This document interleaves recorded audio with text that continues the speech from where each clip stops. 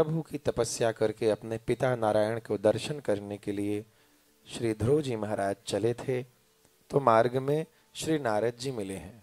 प्रेम से कहिए जय श्री राधे, जय श्री राधे। मार्ग में श्री नारद जी मिले हैं बंधुओं,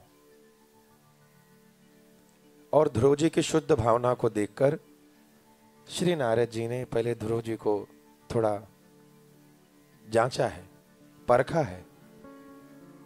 परखना समझते हैं? हाँ, परखना जांचना समझते हैं? नहीं समझते? प्रेम से कहिए जय सिया राम।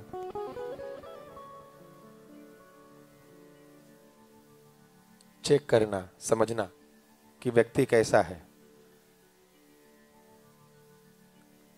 नारद जी ने ध्रुव जी को थोड़ा परखा कि देखो ये भगवान की तपस्या के लिए जा रहे हैं, तो इनकी भक्ति सच में दृढ़ संकल्प है, पक्का विश्वास है, पक्का संकल्प है, या फिर 2-4 दिन की जगी हुई भक्ति है।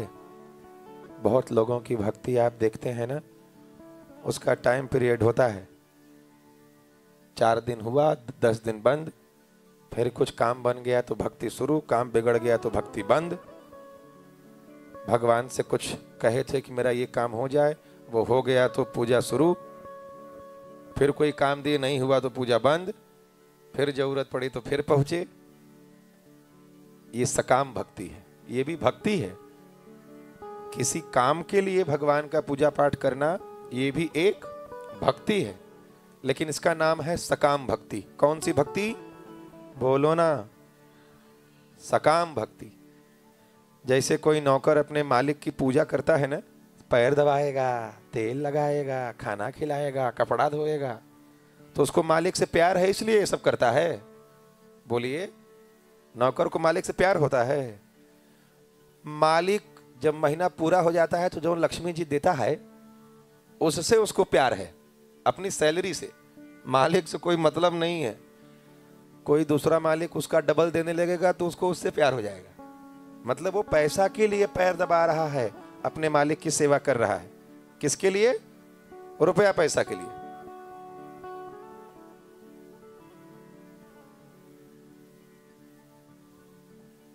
मालिक से उसको प्यार नहीं है।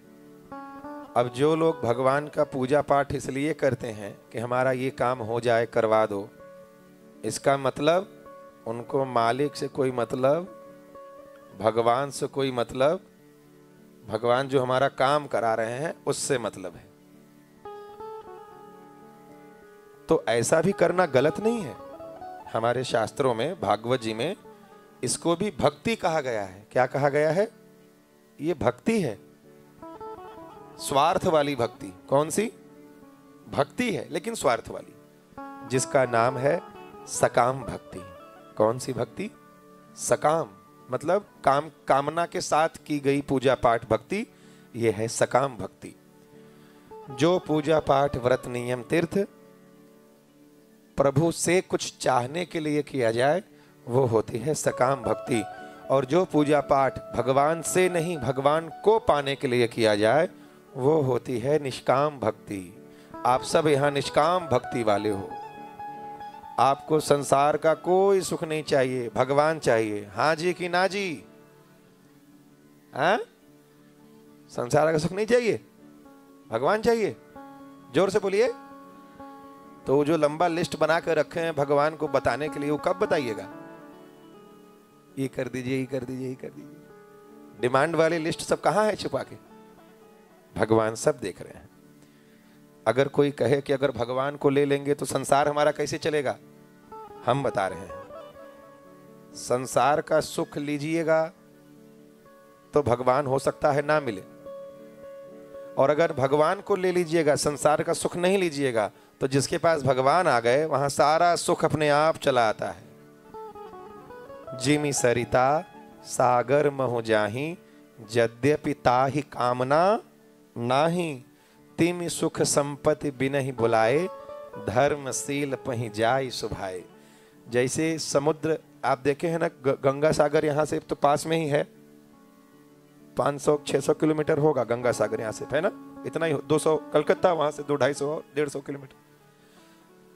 तो जहां सागर में सारी नदियां मिलती हैं बंधुओं, ध्यान से सुनिएगा, सागर किसी से नहीं कहता कि हे नदियों तुम हम में आके मिलो। सागर किसी से कहता है क्या? नहीं, बिना कहे सारी नदियां सागर में जाके मिलती हैं। ऐसे ही जो प्रभु से कुछ नहीं चाहता, प्रभु को चाहता है, ऐसा व्यक्ति भगवान का भक्त हो जाता है। और जो भक्त होता है, जो धर्मशील हो जाता है, उसके पास सागर की तरह सारी नदियां, सुख संपत्ति अपने आप चली आती हैं।